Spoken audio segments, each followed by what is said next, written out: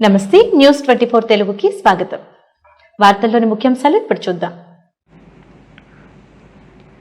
అంబేద్కర్ కోనసీమ జిల్లా పోలవరం మండలం మురమళ్ళ 216 జాతీయ రహదారిపై ఆంధ్రప్రదేశ్ ప్రభుత్వం ప్రవేశపెట్టిన ఉచిత బస్సు పథకం వలన ఉపాధి కోల్పోయిన ఆటో కార్మికులను ప్రభుత్వం ఆదుకోవాలని కోరుతూ ఫ్రీ బస్సుకు వ్యతిరేకంగా తమ నిరసన కార్యక్రమం తెలియజేశారు. అనంతరం మురమళ్ళ హైవే నుండి పోలవరం తహసీల్దార్ కార్యాలయం వరకు ర్యాలీగా వెళ్లి తహసీల్దార్కు వినతి పత్రం సమర్పించారు.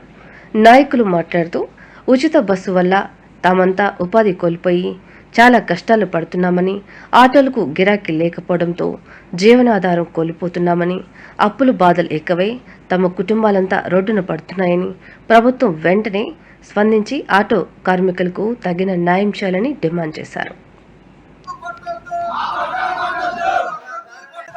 నష్టపోయిన ఆటో కార్మికులను ఆదుకోవాలని ప్రభుత్వం తక్షణమే ఆటో కార్మికులకు తగిన సహకారం అందించాలని, వ్యాపారాలు లేక కన్నీళ్లు పెట్టుకుంటూ లభోదీపమంటున్న ఆటో కార్మికుల యొక్క బాధలు కోడు ప్రభుత్వం వినాలని, విని తక్షణమే స్పందించాలని, ఆటో కార్మికులు ప్రభుత్వ పరంగా ఆదుకోవాలని మరి వేళ పోలవరం మండల జేఏసీ అధ్యక్షుడు మచ్చ నాగబాబుగా ఈ మండల తరపున డిమాండ్ చేస్తా ఉన్నాం.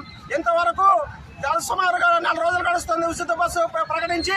ఈ రోజు వరకు ప్రభుత్వం నిమ్మక నీరెత్తినట్టు ఆటో కార్మికులను చాలా చురుకుల భావంతో చూస్తా ఉన్నారు.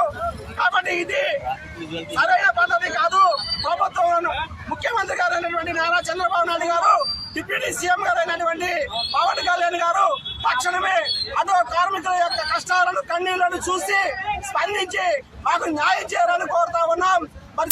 ఈ రోజు డాక్టర్ బాబాసాహెబ్ అంబేద్కర్ కోనసీమ జిల్లా పోలవరం మండల జేఏసీ ఆటో కార్మికుల చేస్తున్నటువంటి నిరసన కార్యక్రమానికి జిల్లా తరఫున మేమందరం కూడా అటెండ్ అవ్వడం జరిగింది. నా పేరు వాసంశెట్టి సత్యరాజు, ఆంధ్ర ఆటో వాళ్ళ జిల్లా ఆటో యూనియన్ అధ్యక్షుడు.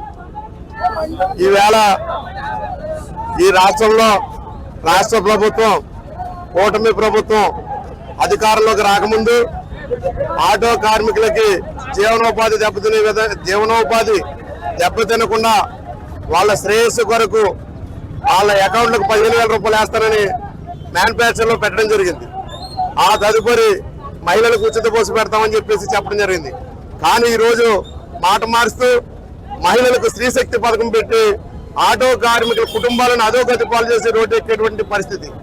ఈవేళ రాష్ట్ర కమిటీ బృందం అంతా కూడా చర్చించి వారికి సబ్ కమిటీని వేసి తగు న్యాయం చేస్తామని చెప్పి వాళ్ళకి 3 నెలలు కావస్తా ఉంది. కానీ ఈ రోజుకి కూడా అసెంబ్లీ సెక్షన్స్ అవుతున్నాయి, కేబినెట్ సమావేశాలు అవుతున్నాయి, కానీ ఆటో కార్మికుల సమస్య కానీ చర్చ గడుపు వరకు కూడా ఏ విధమైన పలుకులేదు. అంటే ఈ రాష్ట్రంలో 5,70,000 మంది ఆటో కార్మికులు ఉన్నారు. 5,70,000 ప్లస్ వేసుకుంటే 30 లక్షల మంది, సుమారు 40 లక్షల మంది ఆటో కార్మికులు కుటుంబాలు ఉన్నాయి. వాళ్ళ జీవనోపాధి లేక చదువుకునే ఎస్సీ ఎస్టీ మైనార్టీకి సంబంధించినటువంటి ఆటో కార్మికులందరూ కూడా ఏం చేయాలనేది పాల్పోక చాలా రోజు గడవనటువంటి పరిస్థితిలో రోడ్డు ఎక్కవలసి వస్తుంది. రోడ్డు ఎక్కే పరిస్థితి ఎప్పుడు వస్తుంది? మన బతుకు మన పొట్ట కాలిపోయినప్పుడే రోడ్డు ఎక్కే పరిస్థితి వస్తుంది. అడుక్కునే స్టేజీకి ఎక్కడ ఎప్పుడు వస్తుంది? మన బతుకు తెరలేక అడుక్కునే స్టేజీకి వస్తాం. కానీ మా పరిస్థితి కూడా ఈవేళ ఈ కూటమి ప్రభుత్వం రోడ్డు మీదకి వచ్చేటువంటి ప్రయత్నం మమ్మల్ని చేసింది.